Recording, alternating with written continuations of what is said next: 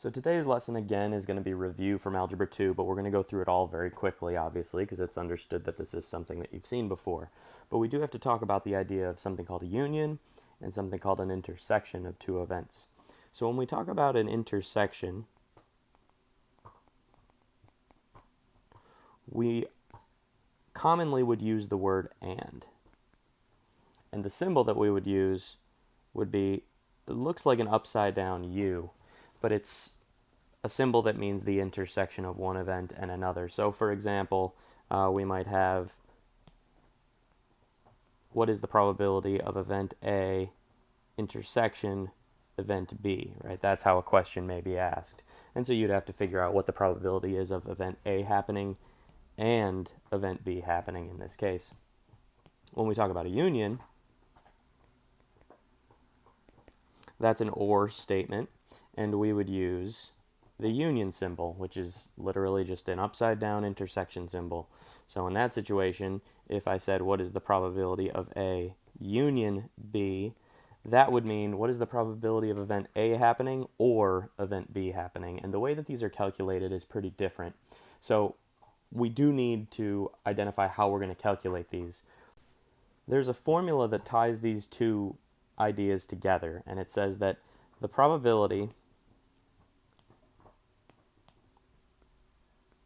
of the union of two events is equal to the probability of the first event plus the probability of the second event minus the intersection of those same two events. And we'll see in practice how this formula is used a little bit today.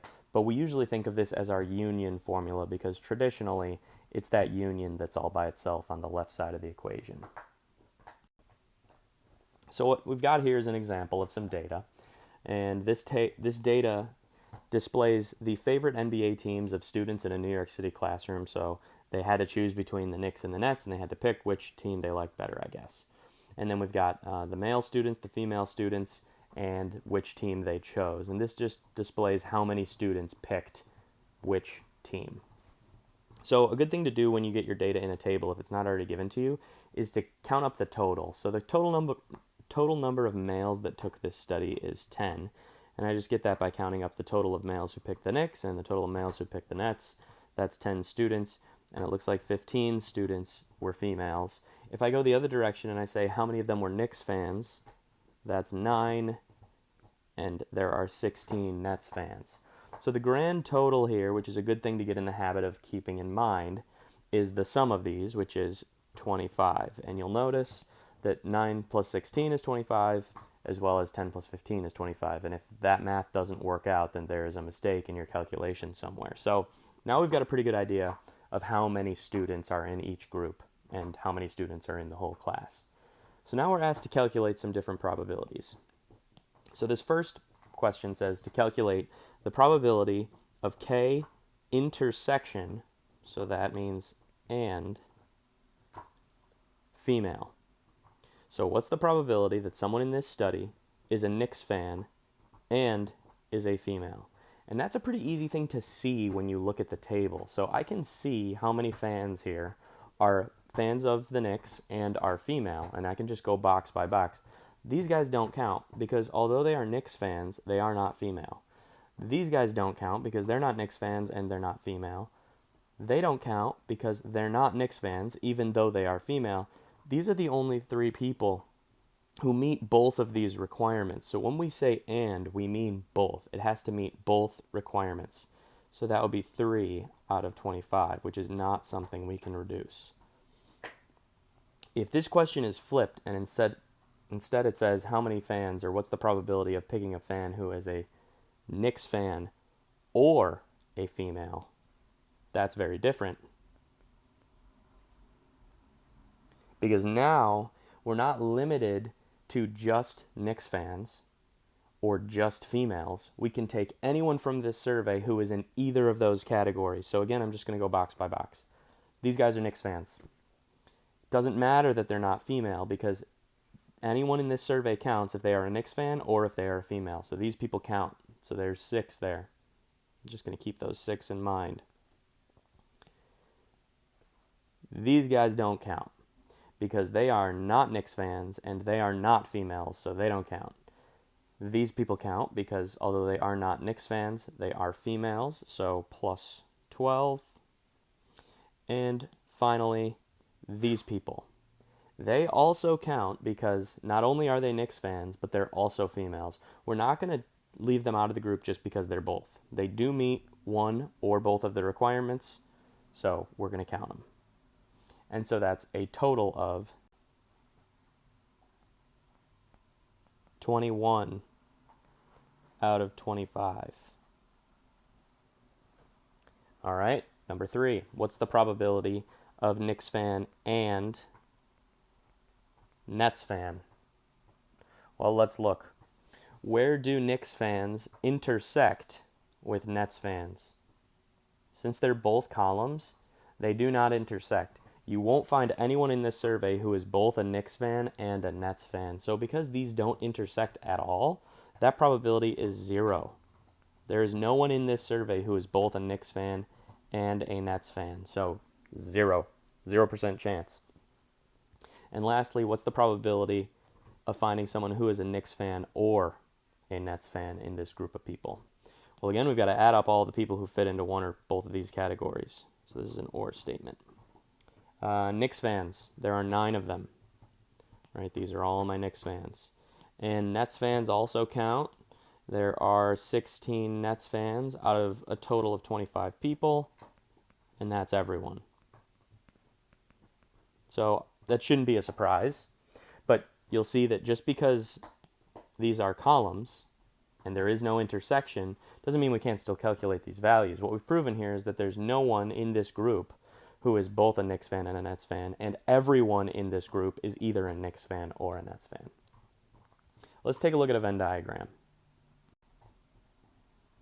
So the Venn diagram below shows the survey results from a sample of teachers, and it looks like they were asked whether or not they drive to work and whether or not they live in the same neighborhood as the school that they teach in.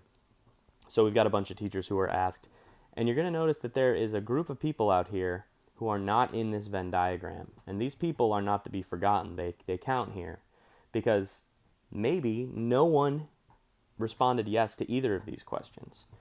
So we've got people who drive to work that all fit into this group. It looks like there are 6 people who drive to work. People who live in the neighborhood, which are these people. It looks like there are 8 people who live in the neighborhood. And then 6 people who don't drive to work and don't live in the neighborhood. So maybe they take the train or something. So our first question that we're asked is, what is the probability that a teacher lives in the neighborhood and drives to work? So what that is essentially asking us is, what is the probability of neighborhood intersection drives to work, if I want to give these an abbreviation. Okay, so to figure that out, I just have to find out how many people are in the both group, and that is just these people. Just that one person both lives in the neighborhood and drives to work. So it's just 1 out of the total number of people that we have here. And so 5 plus 1 plus 7 plus 6 is 19. So 1/19 is the intersection. Now, if we talk about the union, what's the probability that a teacher lives in the neighborhood or drives to work? That's asking, what is the probability of neighborhood union drive to work? And this is a good opportunity for us to use that union formula that we outlined at the beginning of the notes. So I am going to apply that here. I'm going to say that that's the same thing as the probability of N plus the probability of D minus the probability of the intersection of N and D. So now I have to get values for those. So what's the probability of N, or the probability that somebody lives in the neighborhood? Well, we said that there are 8 people who live in the neighborhood, so that's going to be 8 out of 19.